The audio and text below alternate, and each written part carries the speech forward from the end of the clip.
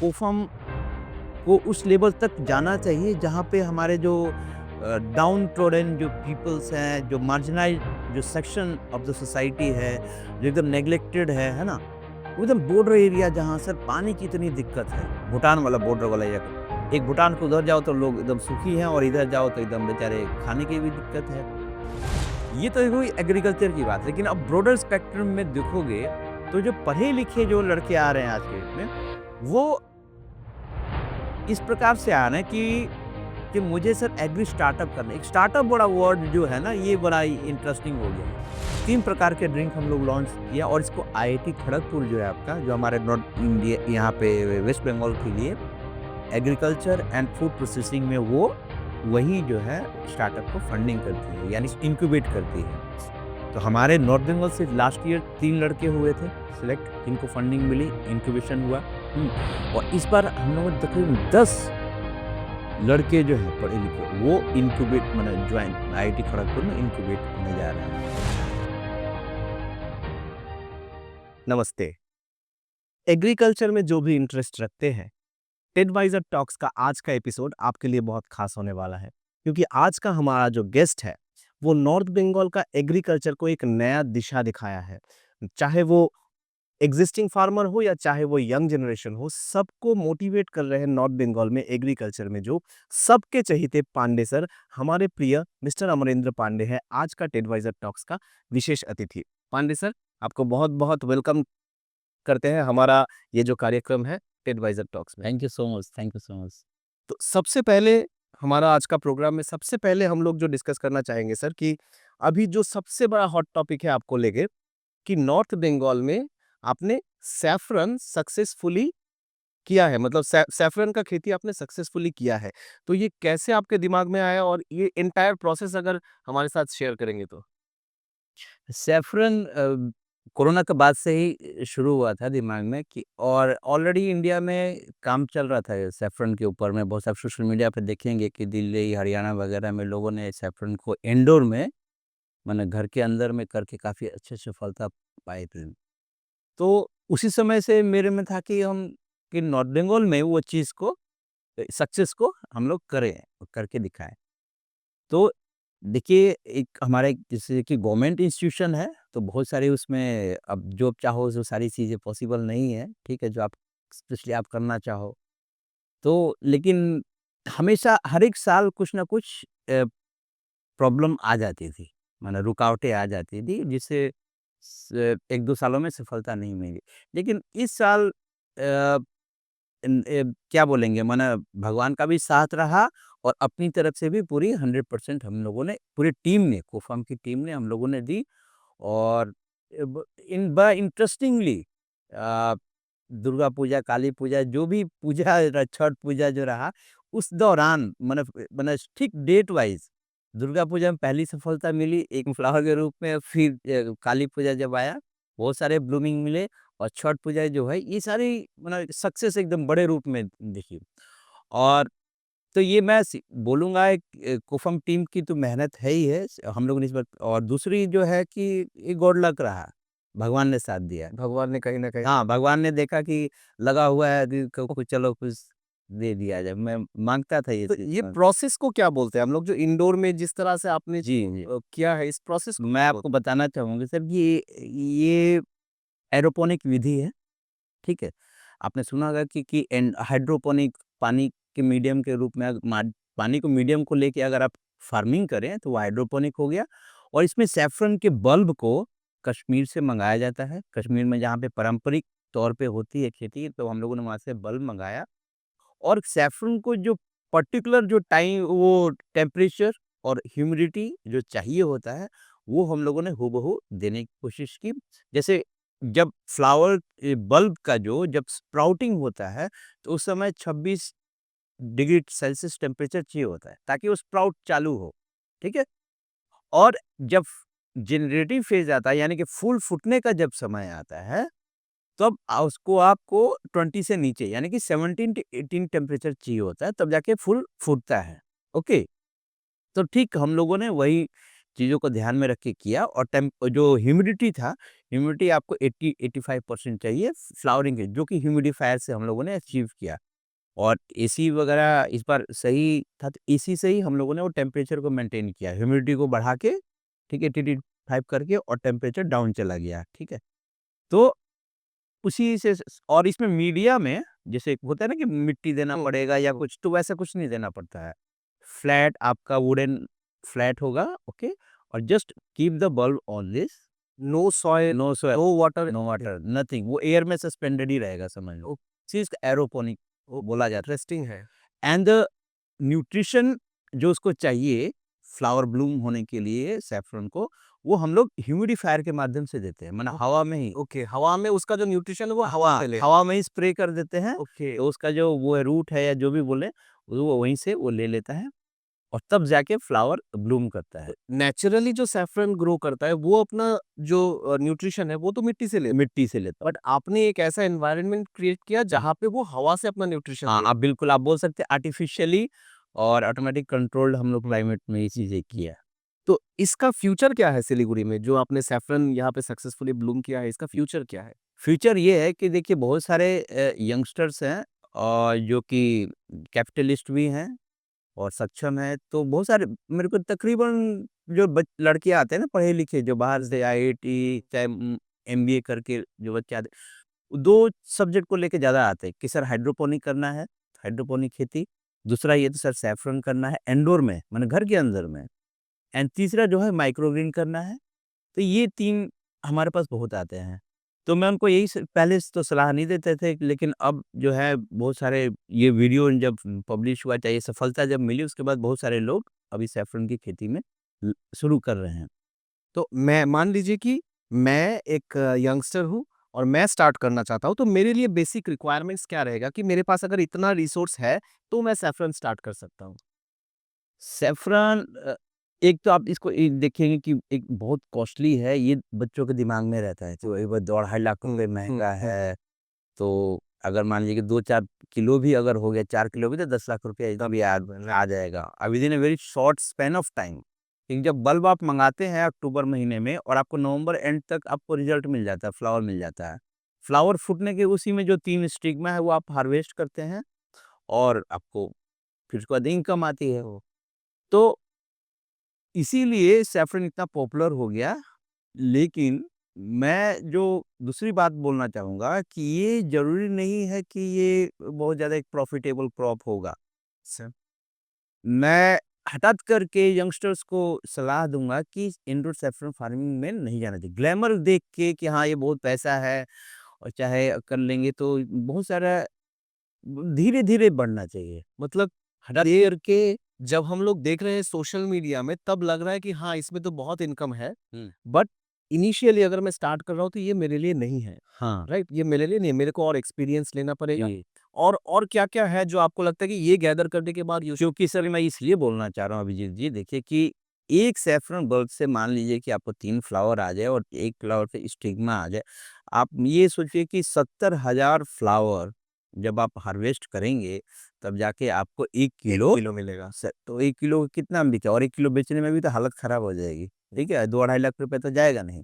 ये एक social media के एक बड़ा प्रोपेगेंडा है और लोग उसके ट्रैप में फँस जा रहे हैं। नहीं, एक हो भी रहा है, कभी हुआ नहीं था इंडोर में और हो गया तो एक मतलब हुँ। लग रहा है कि पॉसिबल है, ऐसी हुआ पॉसिबल है। पॉसिबल है। तो जब वो लोग देख रहे हैं कि ये पॉसिबल है, तो कहीं न कहीं पे उनके अंदर भी वो ड्रीम आ रहा है कि ये मैं भी करके मैं भी कर ल बट उनको ये समझ में नहीं आ रहा है कि ये बेचना कितना मुश्किल हो सकता है हाँ, और ये 1 किलो बनाने के लिए कितना फ्लावर्स हमको चाहिए। बिल्कुल सही, बिल्कुल सही।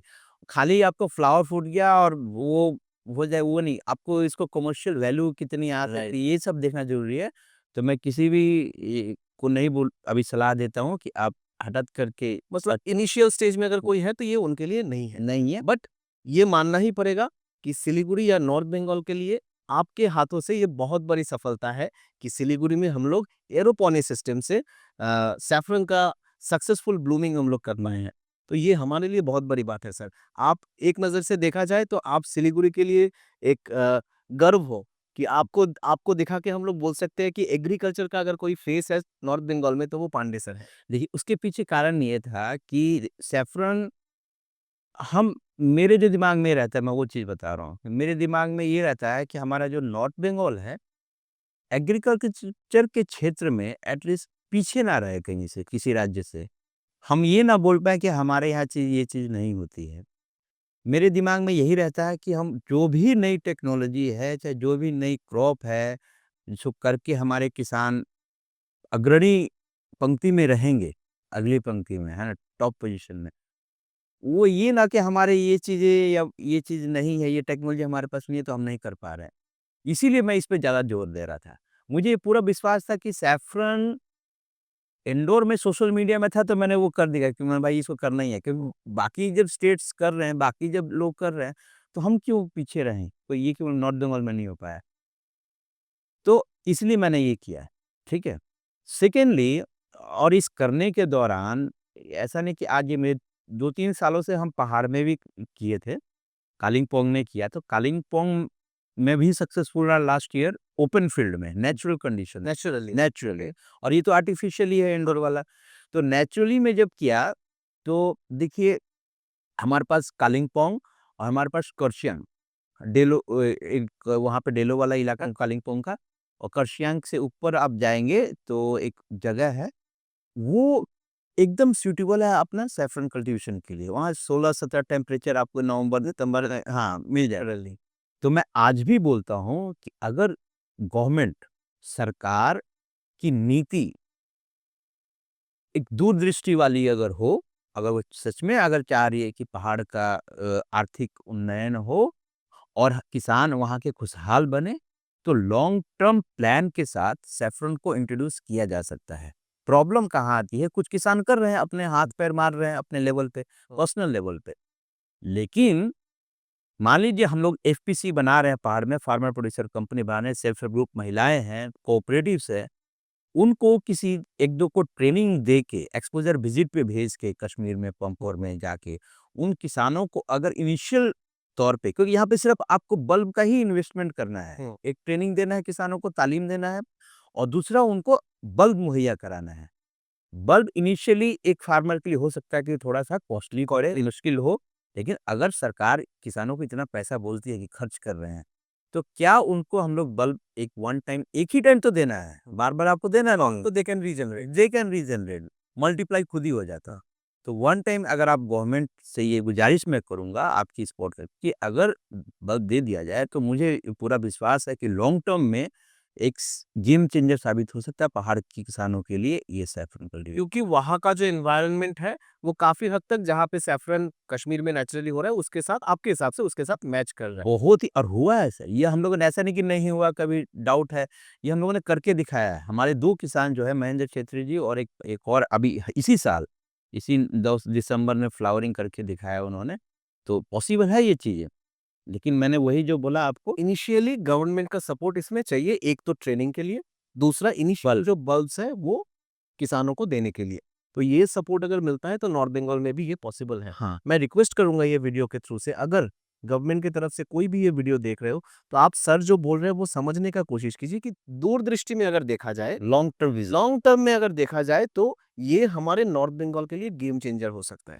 मैं इसलिए बोलना चाह रहा हूँ कि सर देखिए, कोई भी अधिकारी होगा ना, ये बोले कि देखो ये तो थोड़ा बहुत लगा दिया, सक्सेस हो गया, ये बात आती है कि थोड़ा बहुत लगा दिया, फ्लावर आ गया, तो इससे क्या हो जाना है? मैं वो इसीलिए बोल रहा हूँ कि लॉन्ग टर्म विज़न। मान लीजिए कि 1 लाख बल्ब हमने दे दिया किसानों को, इस साल फ्लावर हुआ, हो सकता है इस बार आपको थोड़ा-सा दिख रहा है 5 किलो प्रोडक्शन होगा, ठीक है? बट आप ये सोचिए ना कि एक बार आप अगर किसानों के साथ बल्ब चलेगी, वो तो बल्ब मल्टीप्लाई करेगा, 1 साल, 2 साल, 3 साल, 4 साल के बाद भी वो हमारे पास 10 लाख, 20 लाख बल्ब हो जाएँगे।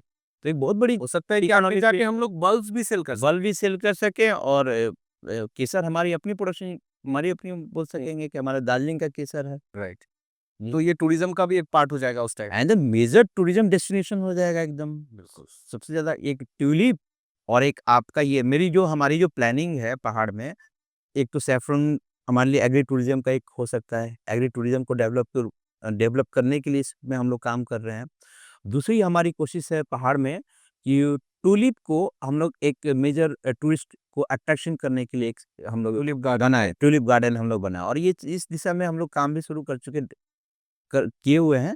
डीलाराम बोल के एक जगह कर्सियंग के ऊपर में, वहाँ पे एक शख्स हैं, तो आप चाह रहे हो कि दार्जिलिंग में अभी हम लोग यूरोप वाला फ़ील लेके आए।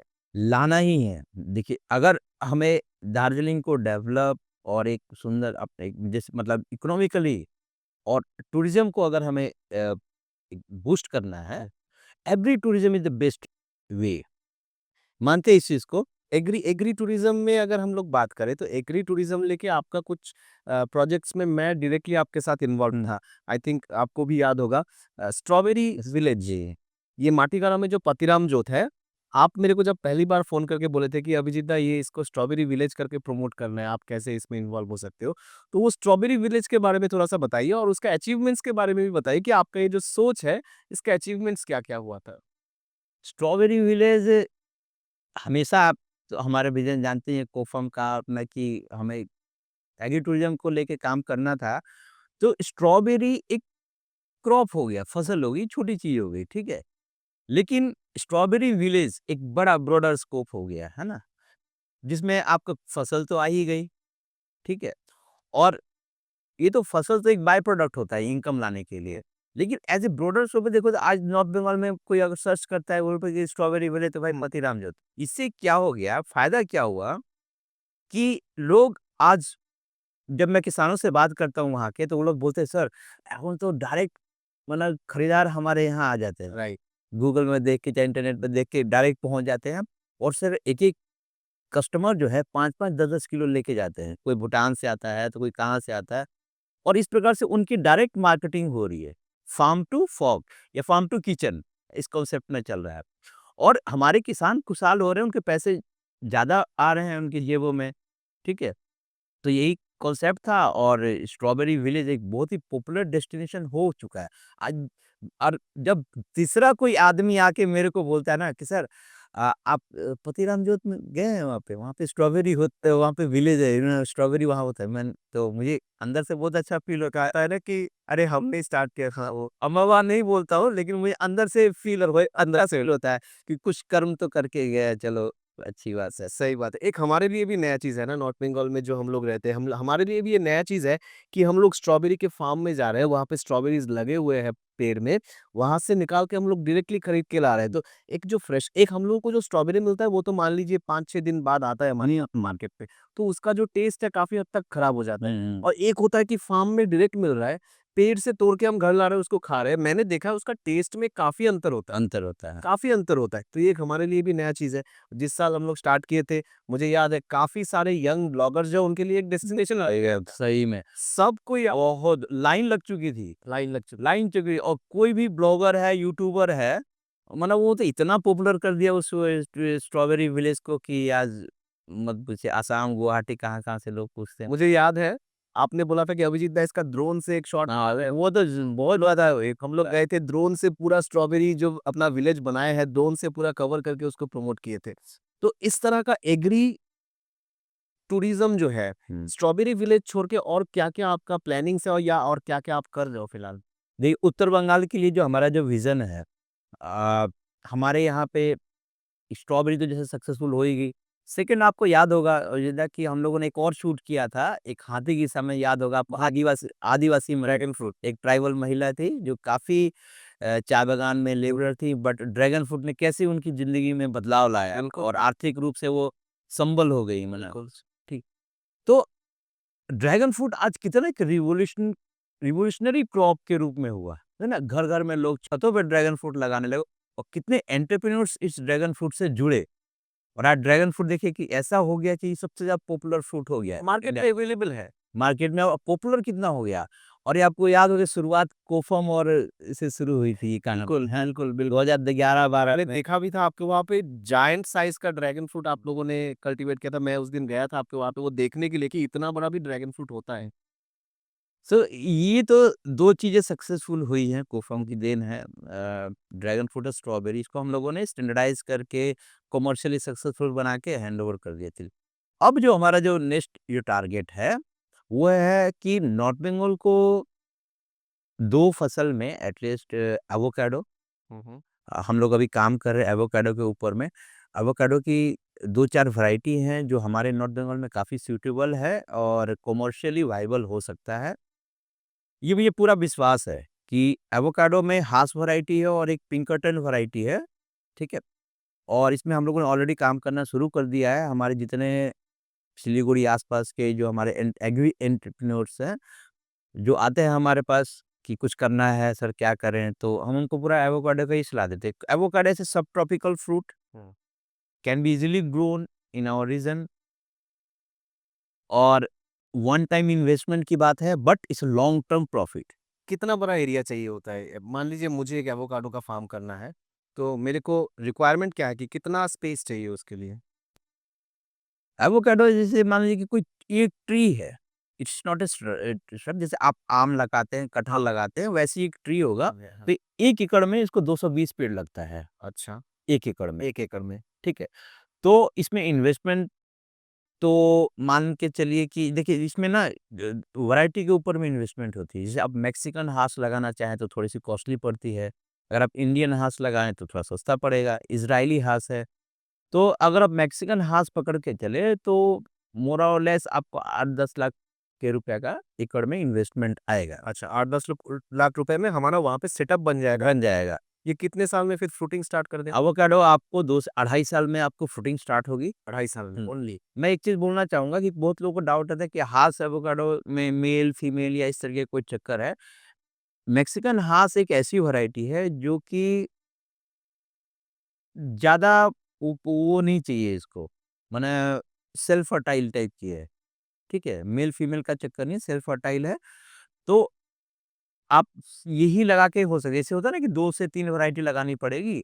इसमें होता क्या है कि जैसे मैक्सिकन हास की जो फ्लावरिंग होती है किसी एक पर्टिकुलर टाइम में होती है और दूसरे पर्टिकुलर टाइम में होती है, हो नहीं पाता पॉलिनेशन। ठीक है। लेकिन मैक्सिकन हास आप सिंगली अगर आप लगाते हैं किसी फील्ड में तो पॉलिनेशन हो जाता है, सेल्फ फर्टाइल हो जाता है, अच्छा, ठीक है?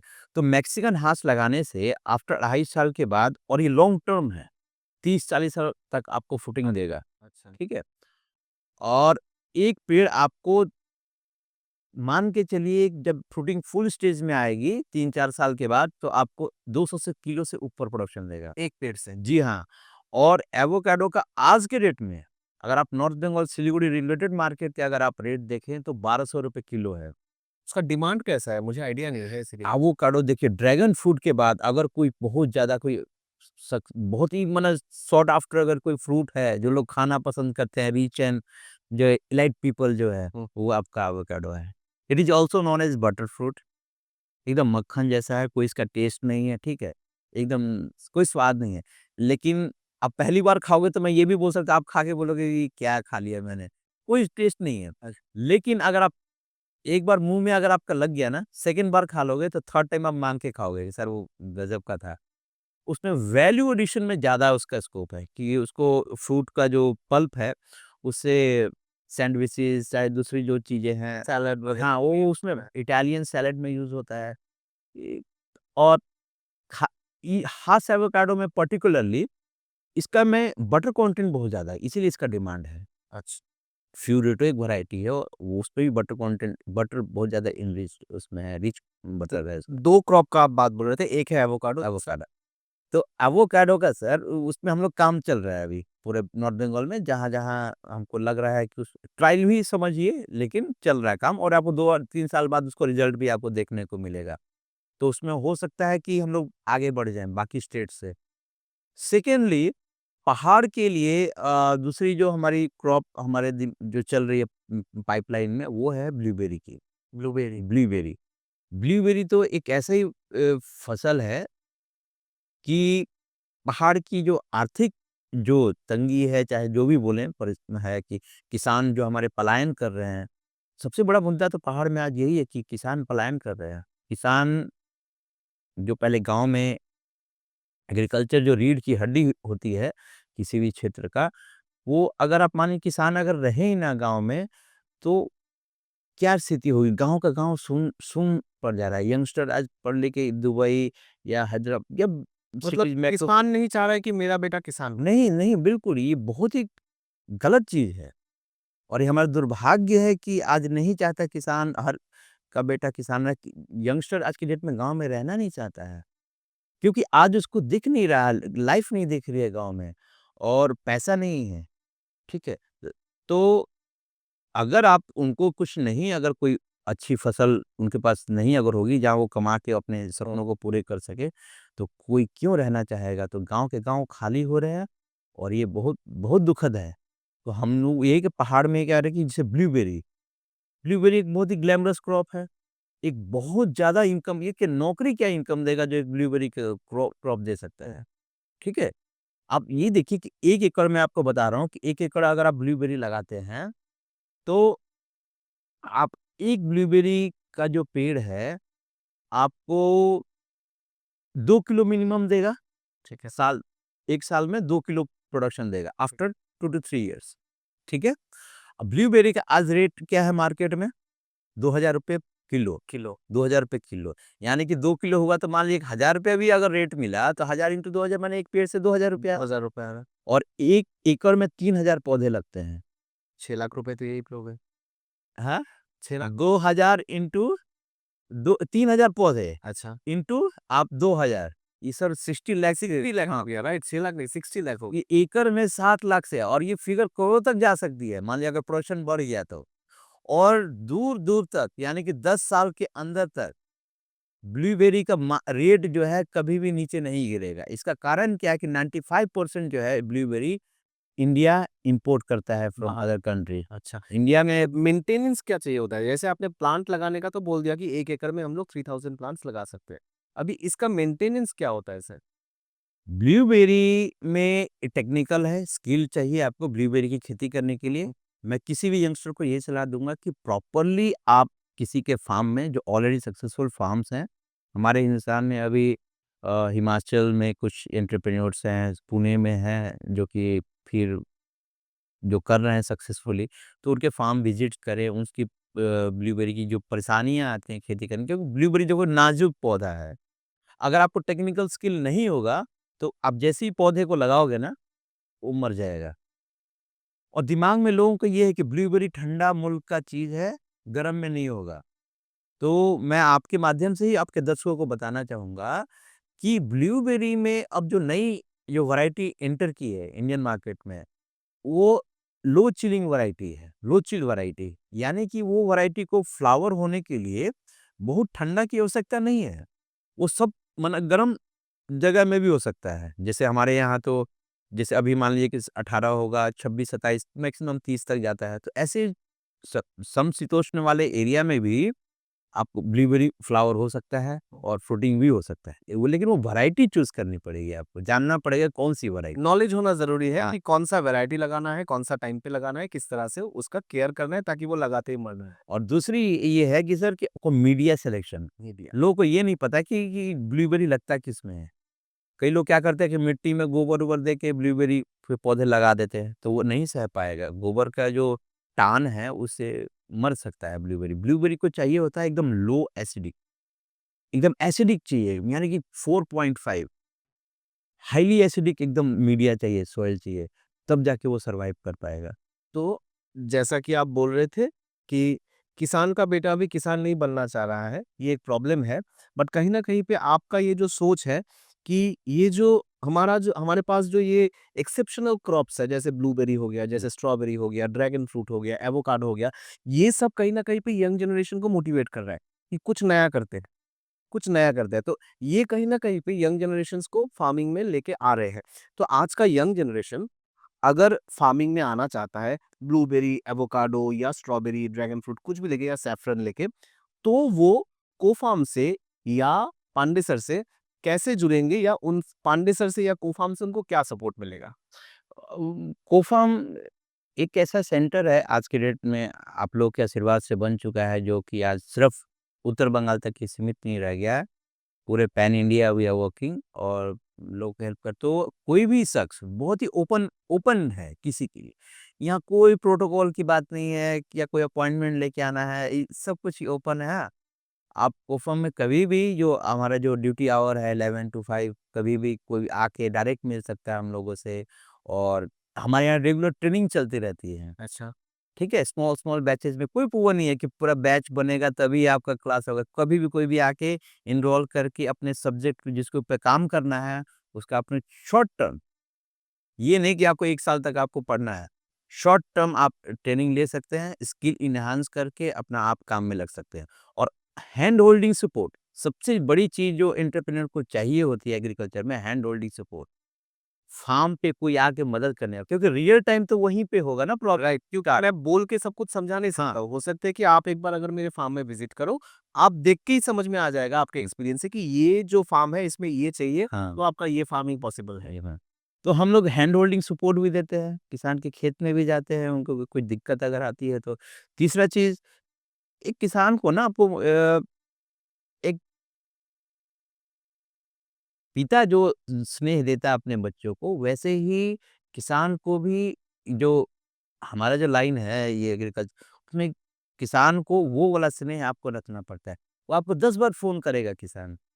ये मैंने खुद देखा है सर, खुद एक्सपीरियंस भी किया है को-फार्म में जाके कि हुँ। चाहे वो ड्रैगन फ्रूट हो, स्ट्रॉबेरी हो, माइक्रो ग्रीन्स हो या फिर मैंने देखा है कि आप वहाँ पे बच्चों को वर्मी कंपोस्ट बनाना भी सिखाते हो। तो जैसे ये सब हो गया मान लीजिए कि ब्लूबेरी, एवोकाडो, ड्रैगन फ्रूट्स ये सब तो हो गया थोड़ा-सा कॉस्टली फार्म। एकदम। ये मान लीजिए 100 में से 1 जन करते हैं। बट बाकी जो 99 लोग हैं, जो मास फार्मर्स हैं, वो नॉर्मल क्रॉपिंग में जाते हैं, नॉर्मल फार्मिंग में जाते हैं। मान लीजिए आलू हो गया या कोई वेजिटेबल हो गया, तो उसमें कोफार्म की तरफ से उन लोगों को क्या सपोर्ट मिलता है? पहला तो ये है आपका, जो आप जो एंटरप्रेन्योर्स वाली बात बोली कि जो कोई हाई वैल्यू या कोई इन्वेस्टमेंट करता है एग्रीकल्चर में, वो उसके पीछे हमारा कारण ये है कि उस indirectly we are helping the rural people. वो ये मकसद नहीं है, एग्रीप्रेन्योर तो खड़ा हो रहा है और बिना एग्रीप्रेन्योर के इन्वेस्टमेंट के एक वो मतलब जो इकोनॉमिक्स में चेंज नहीं आएगा। लेकिन उसके पीछे हमारी जो मकसद ये रहती है धारणा कि जैसे मान लीजिए कि अगर कोई किसान मतलब कोई एग्रीप्रेन्योर अगर किसी जगह में इन्वेस्टमेंट करता है, छोटा ही मान लीजिए कि 10 लाख रुपए का इन्वेस्टमेंट करता है एग्रीकल्चर में, एक फार्म हाउस डेवलप करता है, तो अब उससे इनडायरेक्टली कितने लोग जुड़े हैं? वो एग्रोनेट खरीदेगा, पॉली हाउस बनाएगा, पॉली हाउस जो बनाएगा वो कारीगर का उसे वो हो रहा है, ड्रिप इरिगेशन लगेगा, तो ड्रिप इरिगेशन जो कारीगर है उसको रोज़ी-रोटी हो रही है। प्लस उस एक फार्म को मेंटेन करने के लिए हमारे जो लोकल किसान हैं, 10-15 की रोज़ी-रोटी वहाँ से चल रही है किसानों की। मकसद वो है। और इससे एग्रीप्रेन्योर अगर सक्सेसफुल अगर हो जाता है तो 10 से 20 परिवारों की रोजी-रोटी चल रही है। ये passively we are generating the employment in the north Bengal.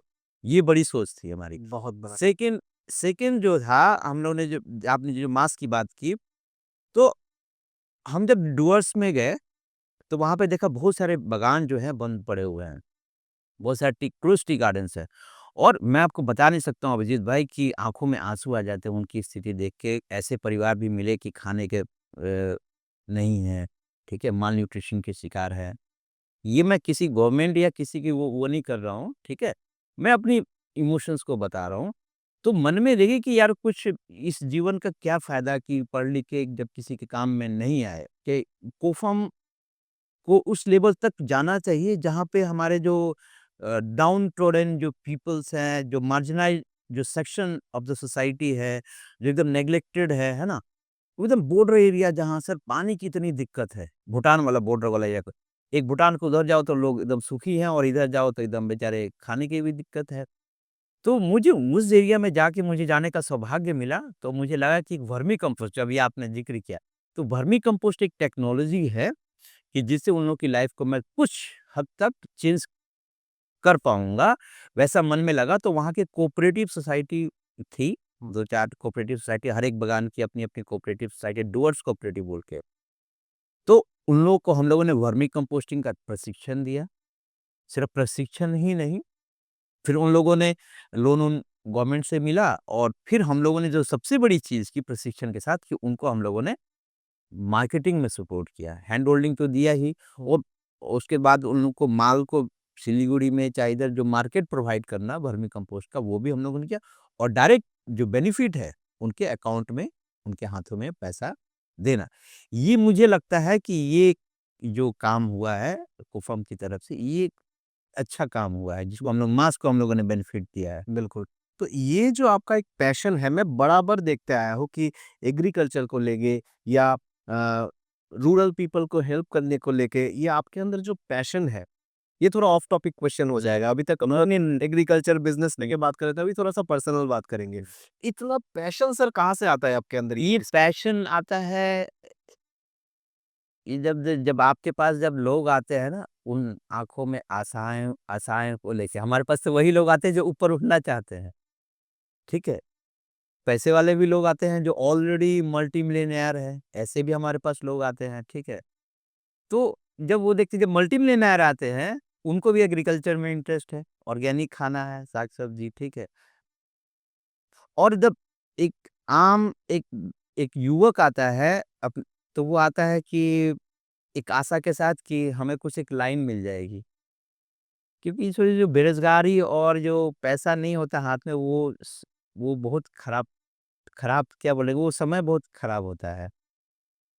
बहुत पेनफुल टाइम होता है जब हाथ में पैसे नहीं होते हैं, ठीक है? और जब अपने माँ-बाप के जो आपके आशाओं को जब फुलफ़िल नहीं करते, तो बहुत बुरा समय होता है। तो हमारे पास जब ऐसे लड़के आते हैं, तो लगता है कि कुछ करें यार, कुछ उनको एम्पावर्ड करें, कि उनको ऐसा कुछ स्किल दे दें और उनको एक रास्ता हम बना दें कि उनकी इनकम फ्लो होने लगे।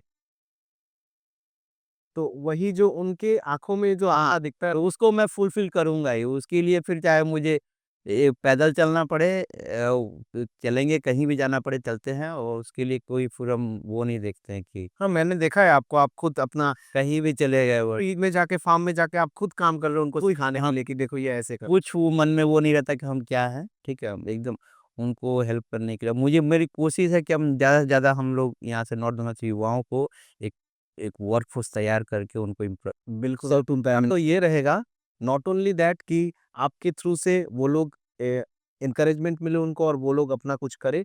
ये भी आशा रहेगा कि ऐसे पैशन वाले लोग जो आपके आँखों में आशाएँ देख के आपको एनकरेज कर रहे हैं, कल को जाके आप भी किसी को एनकरेज करो। तब जाके हमारे देश का जो युवा है उनको एक नया दिशा मिलेगा फार्मिंग में। देखो हमारे जो नॉर्थ बंगाल में ना एग्रीकल्चर का बहुत बड़ा स्कोप है बहुत ज़्यादा एग्रीकल्चर एंड अलाइड सेक्टर है में रोजगार की असीम संभावना है बशर्ते एक प्रॉपर एक प्लान के तहत और प्रो फार्मर जो दिमाग में होना चाहिए ना जो extension work sir I am like an extension worker ठीक है ना यही है ना तो जो इस तरह के जो लोग हैं जो किसानों के साथ जुड़े हुए हैं उनको प्रो फार्मर वो दिमाग में रखना पड़ेगी वो किसानों के लिए करना अपने लिए जेब भरने के लिए नहीं बिल्कुल ये चीज़ चाहिए जिस दिन अपने जेब भरने के लिए सोचने लगेंगे ना फिर आपसे कट ऑफ नहीं हो पाएगा डेवलप। पहले किसान आप अपना भला सोचो ये नहीं बोल रहा हूँ। पहले किसान, वो किसान उठेगा आपको आशीर्वाद देगा और आपको बहुत सारा बरकत आपको भगवान देंगे, ठीक है, उसमें नहीं है। लेकिन पहले ये पहली चीज़ ये हो गई, ठीक है? और दूसरी जो है कि समय बदल रहा है और द ट्रेंड जो है ऑर्गेनिक फार्मिंग का जो ट्रेंड है एग्रीकल्चर का, वो आ चुका है। जो मैं पहले आपको आपको हम लोग जब मिले थे 5 साल पहले तो हमेशा इस बात पे टॉपिक बिल्कुल कि ऑर्गेनिक खाना। आने वाला आने वाला। आज भाई साहब आप देखो आप तो देखते रहते हैं हमारी एक्टिविटीज़ को। हमारे साथ आज सिलीगुड़ी के टॉप मिलियनेयर जो हैं सिलीगुड़ी के, वो जो टॉप 10 में अगर गिनती होगी किसी को, वो सारे जुड़े हुए हैं मेरे साथ। और वो सब बोलते हैं कि सर ऑर्गेनिक खाने को नहीं मिल रहा है। क्या विडंबना है सोचो। पैसा है, करोड़ों रुपया है, लेकिन वो पैसा वो ऑर्गेनिक साग-सब्ज़ी उनको नहीं खरीद दे सकता है। वो तो ग्रो योर ओन से ही आएगा, खुद ही उगाना पड़ेगा, ठीक है? तो अभी ये लोग आप बोल रहे हो कि ये जो लोग हैं जिनके पास पैसा है, क्योंकि उनको ऑर्गेनिक नहीं मिल रहा है, हुँ। वो अभी चाह रहे हैं कि हम लोग खुद क्यों ना इसमें इन्वेस्ट करें। जी, हैं? तो ऐसे हर एक कोई अब आज जो है हर कोई अपना फार्म डेवलप कर रहा है, ठीक है? जहाँ उनकी ज़मीनें हैं, हर कोई अपना वहाँ पे और कुछ रिटर्न के उससे नहीं लगा रहा, वो लग रहा है कहीं भी कैसे भी मुझे साग-सब्ज़ी भाई फ्रेश ऑर्गेनिक खाने को मिल कहीं न जाए कहीं पे ये एक ट्रेंड भी सेट हो चुका है कि मेरा एक फार्म हाउस है, वहाँ पे मेरा खुद का अपना फार्म है, वहाँ पे हम लोग जा रहे हैं वीकेंड्स में टाइम भी स्पेंड कर रहे हैं, वहाँ से सब्जी भी लेके आ रहे हैं अपना वीक भर खाने के लिए, है ना? बिल्कुल। ये ट्रेंड भी बन चुका है। और सेकंड ये है कि देखो आजकल सिर्फ ये खेती ही नहीं, खेती के बाद पोस्ट हार्वेस्ट के बाद भी बहुत सारे यंगस्टर्स जो हैं, वो अपना बिज़नेस बना चुके हैं। From farm to kitchen.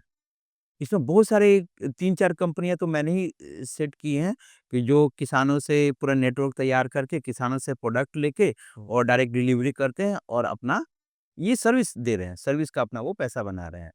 तो ये भी एक बिज़नेस शुरू हो गया। कुछ इनपुट वाले आ गए हैं, जैसे कि किसानों के जो इनपुट लगते हैं like seeds they need, organic fertiliser उनको चाहिए होता है, तो ऑर्गेनिक फर्टिलाइज़र की इंडस्ट्रीज़ आ रही हैं, वर्मी कंपोस्ट की इंडस्ट्रीज़ आ रही हैं, ठीक है? फिर उनको सीड के साथ-साथ उनको एक्सेसरीज़ चाहिए होता है, फेरोमोन ट्रैप, हुँ। पेस्टिसाइड के लिए वो ट्रैप्स, सोलर ट्रैप आते हैं। तो ऐसे बहुत सारी चीज़ें फार्म मशीनरीज़ हैं एग्रीकल्चर में, छोटे-छोटे औज़ार लगते हैं जो, वो चीज़ें। तो इनपुट में और पोस्ट हार्वेस्ट में ऐसे मिला के एक बहुत बड़ा चीज़ काम नॉर्थ बंगाल में हो रहा है, जिसका आपको इफ़ेक्ट दिखेगा और 5 साल के बाद। बहुत बड़ा चेंज दिखेगा। ऑलरेडी दिख रहा है, 5 साल बाद और दिखेगा।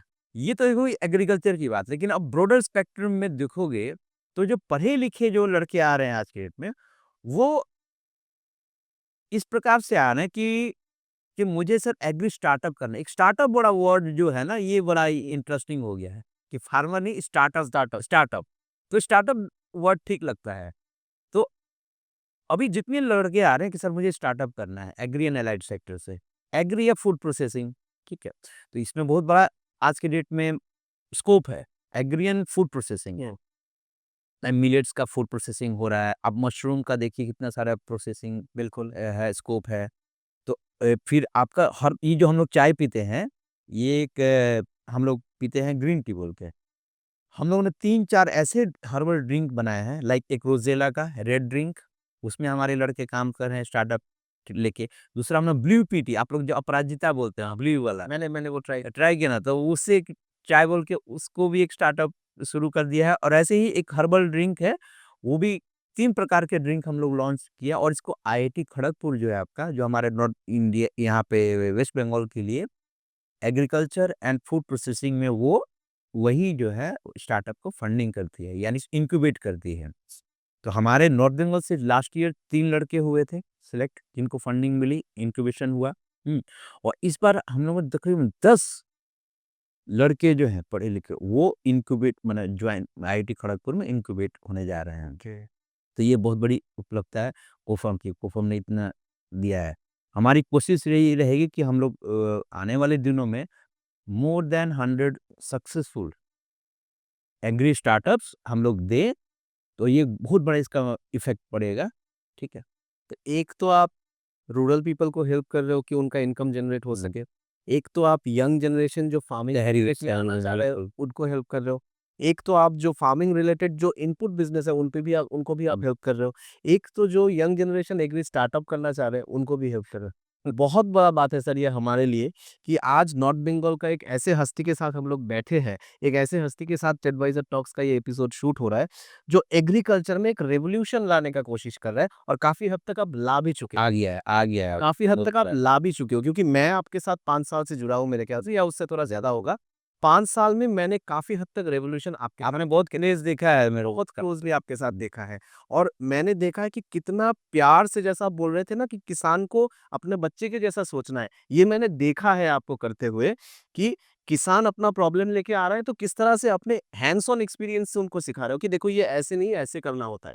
इसमें ये नहीं ये डालना होता है। आपका मिट्टी में ये कम है, ये ज़्यादा है। तो इसका अमाउंट जो है थोड़ा-सा बढ़ाना। ये मैंने देखा है आपको करते हुए। तो सर आगे जाके जो भी स्टूडेंट्स आज के डेट पे है क्योंकि देखिए गवर्नमेंट जॉब्स के लिए जो भी भाग रहे हैं, चाहे वो स्टेट गवर्नमेंट का हो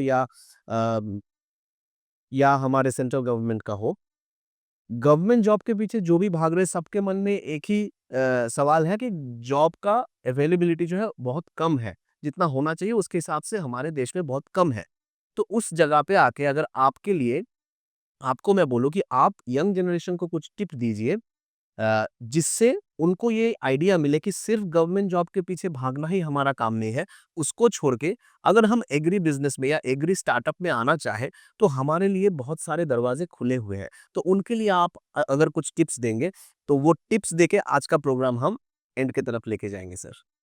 देखो, इस गवर्नमेंट जॉब सभी की ख्वाहिश रहती है, बिकॉज़ इसमें सिक्योरिटी है, बिल्कुल, फाइनेंशियल सिक्योरिटी है आपको। और तो लेकिन आज का युवा की सोच अलग है। आज का युवा चाहता है सिक्योरिटी के साथ-साथ फाइनेंशियल फ्रीडम भी, बिल्कुल। क्योंकि समय जिस प्रकार से भाग रहा आज, फाइनेंशियल फ्रीडम का मतलब आपके पास समय की भी आज़ादी हो, पैसे को एन्जॉय करने के लिए हो, और पैसा भी भरपूर है समय को एन्जॉय करने के लिए अपना फैमिली के साथ, ठीक है? तो इसी को फाइनेंशियल फ्रीडम, तो फाइनेंशियल फ्रीडम पाना था और कम समय में वो चीज़ अचीव करना चाह रहा है आज के वो धौर धैर्य जो है आज के जेनज़ी में कम है, ठीक है? और जो कि एक ही चीज़ दे सकता है एंटरप्रेन्योरशिप, उसके छोड़ के नौकरी में तो वो संभव नहीं है। और आज के जो कॉर्पोरेट कल्चर है, कॉर्पोरेट कल्चर आप देख ही रहे हैं, 5 से 10 साल के बाद जो युवा जो काम को जाते हैं उसको मतलब थका-हारा होके बेचारा वो चाहता है कहीं से निकले जाल से। लेकिन जब जाल है, वो ट्रैप है, जब आप कॉर्पोरेट में फँस जाते हैं आप, वो लाइफ़स्टाइल आप लाइफ छोड़ नहीं पाता है और फिर वो छोड़ोगे तो पैसा बंद हो जाएगा, ठीक है? तो एक एंटरप्रेन्योरशिप ही एक ऐसा चीज़ है, जहाँ पे आप अपनी सिस्टम बिल्डअप करके एक छोटा था, आप एक एक टर्नओवर अचीव करके आप आराम से अपनी लाइफ़ को, अपने टाइम को, अपने फैमिली के साथ एन्जॉय कर पाओगे। इसमें और इसको अचीव करने के लिए वही एग्री स्टार्टअप से बढ़िया कोई साधन हो नहीं सकता है, क्योंकि इसमें सिर्फ़ पैसा नहीं है, इसमें मन का सुकून है। वही बात है कि एक मैंने कोई वही है सिर्फ बीज बोया है, हुँ। आज वो फल दे रहा है जी। और वो फल से हमको पैसा मिल रहा है। बिल्कुल, तो एक सुकून भी है। पैसे के साथ सुकून है, आप इसको एन्जॉय करो। मैंने सर बता नहीं सकता हूँ 100 मोर देन 100 ऐसे लोगों के साथ मैं जो कॉर्पोरेट छोड़ के आए, नौकरी छोड़ के जिसको 3 लाख 4 लाख रुपया महीना कमाते हैं, ठीक है? कोई लंदन में था, तो कोई कहाँ बड़ी-बड़ी कंपनियों में था। तो मैं सोचता हूँ यार इतना इनकम अगर तुम ये खेती सर क्या बताएँ आपको उसमें ज़िंदगी नहीं है, पैसा है, वो आनंद नहीं। आनंद नहीं है। आज हमारे साथ ही सिलीगुड़ी में, कालिम्पोंग इधर नौकरी छोड़-छोड़ के लोग फार्म कर रहे हैं। अच्छे खासे मने जो नौकरी करने वाले हैं। बिल्कुल, मुझे विश्वास है कि आज का ये वीडियो जो लोग देख रहे हैं, इनमें भी बहुत जन ऐसे होंगे, जो ये वीडियो देखने के बाद डिसीज़न लेंगे कि मुझे फार्मिंग में जाना है, मुझे एग्री बिज़नेस में जाना है या मुझे एग्री स्टार्टअप में जाना है। तो मुझे विश्वास है कि आप लोगों को आज का पॉडकास्ट बहुत अच्छा लगा क्योंकि मैं पर्सनली सर का इंटरव्यू ये तो इंटरव्यू नहीं बोलेंगे, इसको बातचीत बोलते हैं। सर से बातचीत मेरा तो होते रहता है, बट आज का बातचीत मुझे करने में पर्सनली बहुत अच्छा लगा और मुझे ये विश्वास है कि आप लोगों को भी ये पॉडकास्ट बहुत ही अच्छा लगा होगा। तो कमेंट्स में बताइए कि क्या आपको अच्छा लगा? क्या आप सर से पूछना चाहते हैं या कैसे आप सर से हेल्प लेना चाहते हैं? जैसा कि सर आप लोगों को बोल दिए है कि अगर सर के साथ मिलना है या सर से आपको कोई भी हेल्प चाहिए, तो आप कोफार्म में जाके नॉर्थ बंगाल यूनिवर्सिटी का कोफार्म डिपार्टमेंट में जाके सीधे आप सर से मिल सकते हो। और हमारा ये पॉडकास्ट अगर आपको अच्छा लगा है, अगर आपको लगता है कि आपका जान-पहचान में किसी को ये पॉडकास्ट हेल्प कर सकता है, तो ज़रूर शेयर कीजिए उनके साथ और इस तरह का और भी पॉडकास्ट देखने के लिए हमारा जो पेज है टेडवाइज़र उसके साथ जुड़े रहिए। धन्यवाद।